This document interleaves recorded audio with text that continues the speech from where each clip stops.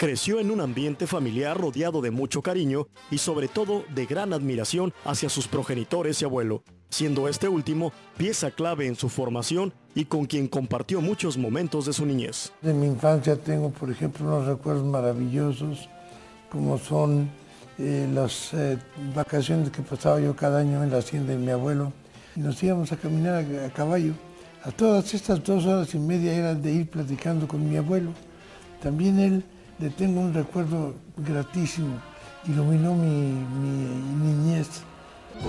La vida ya tenía preparada para él coincidir con quienes serían grandes personajes del mundo de la comunicación y, por supuesto, entrañables amigos, como lo fue su encuentro con el licenciado Jacobo Zabludovsky en la etapa de su adolescencia.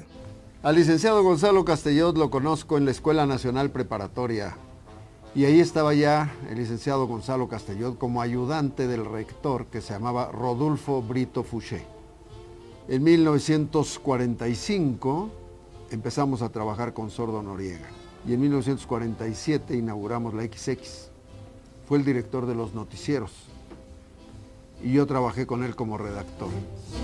En 1950 inaugura con su imagen a cuadro la XHTV, Canal 4. Fue productor y comentarista del primer noticiero de televisión, Leyendo Novedades. Es aquí en donde se vuelve parte de la historia de la televisión mexicana. Cuando salí yo, lo que preguntaba yo era cuál es la presencia, cómo han sentido, porque era en medio de estar habla y habla y habla. Por eso fue que inventé el noticiero Leyendo Novedades. Y en esa forma fui dándole vida a lo que después duró 11 años el noticiero Novedades. Nada más y nada menos, él hizo el primer comercial de televisión, hizo el primer noticiero por televisión, hizo la primera transmisión a control remoto. El señor licenciado Castellot fue un gran personaje de la televisión. Su entrega y el ritmo de trabajo que tenía para esas fechas hacía que sus jornadas laborales fueran agotadoras. El 1 de septiembre de 1950, con el 4º informe de gobierno del licenciado Miguel Alemán, cuando terminamos de la transmisión, realmente estaba yo agotado y con la preocupación de cómo se habrá recibido la presencia mía, la imagen mía, en los hogares que eran muy poquitos los que tenían televisión.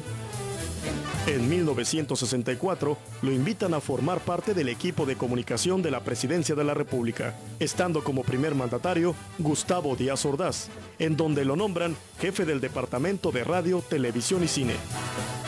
Una de las gentes que en mi vida más me han impresionado y con quien tuve el gusto de estar 7 años seguidos y después lo seguí viendo fue el licenciado Díaz Ordaz, con otra figura también que tengo muy presente en mi vida, que es la de Fidel Velázquez. Son 2 gentes que han sido un ejemplo para mí en la vida. Estuvo a cargo de noticieros importantes en cadenas grandes de nuestro país, trabajando con equipos profesionales, pero eso no evitó que hubiera algunos contratiempos. Cuando él dirigía el noticiero en la cadena Radio Continental, Gonzalo era muy estricto. Y un día, los 4 o 5 que hacíamos el noticiero, porque nos poníamos en una mesa redonda y cada uno iba leyendo alguna noticia de las que escribíamos y así cambiaban las voces. Y él estaba ahí, Gonzalo.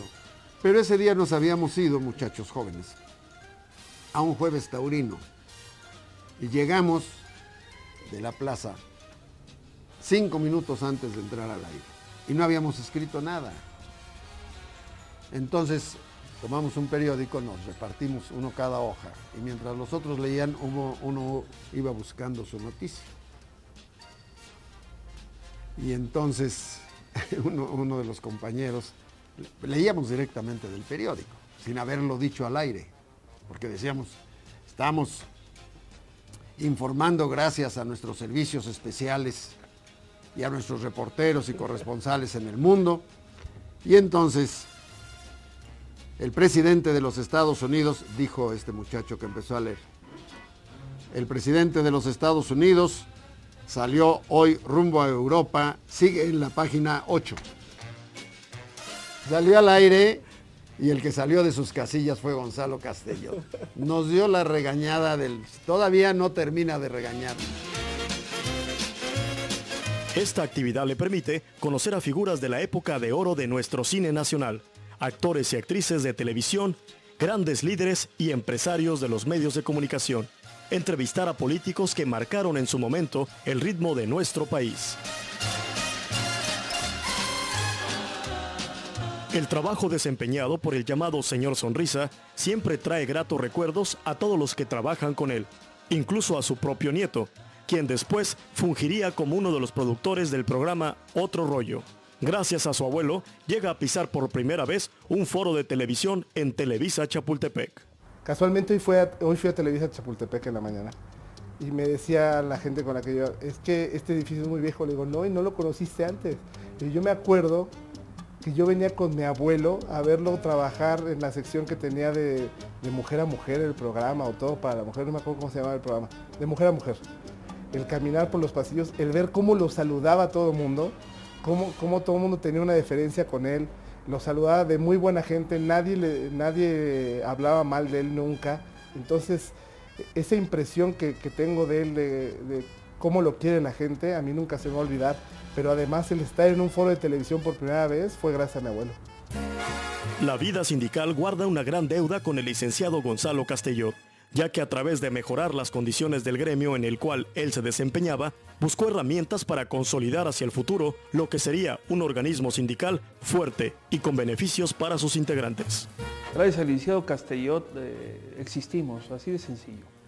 Aquel sueño y aquel deseo de manejarse independientemente en la industria de la televisión, cuando era acechada por otras organizaciones sindicales, él junto con otro grupo de aproximadamente 40 compañeros tomaron la decisión de manejarse por sí solos y fundaron nuestra organización sindical. Nos confirmaron y nos conformaron pues como una organización de carácter nacional que hoy ya tiene un prestigio obviamente enorme.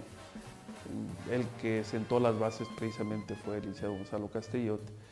Nos dio una identidad propia. Finalmente la televisión se identifica con nuestro sindicato y nuestro sindicato se identifica en sus principios pues con la televisión.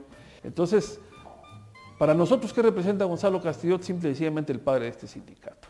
Pero Gonzalo supo hacer del sindicato de Citatir un sindicato que tuvo una condición muy proactiva con la empresa. Es para mí una admiración muy profunda que le tengo por el hecho de haber defendido y seguir defendiendo todavía los derechos de los locutores. Para él el público era muy importante y sigue siendo. A pesar de tanto tiempo, él sigue siendo un profesional tanto de la televisión como de la radio. El profesionalismo, la forma de decir las cosas, todo lo que él hace en determinados momentos para mí ha sido muy importante. Y a través del sindicato pude